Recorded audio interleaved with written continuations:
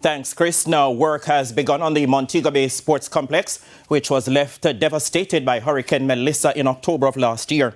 The stadium, which is now under the management of the Montego Bay Sports Development Limited, is into its cleaning up stage. According to chairman of the Montego Bay Sports Development Limited, Yoni Epstein, the work in progress is on track. Clear up is a big part of it. Once that is finalized, then the start is on the field itself, getting that back to our playing condition for the start of next season. The lights, so we can bring night football back to Catherine Hall. And then on the 20th of May, we'll be divulging our entire master plan and the dates as to when that is starting and taking place, going into the fourth quarter of this year, into the first quarter of next year.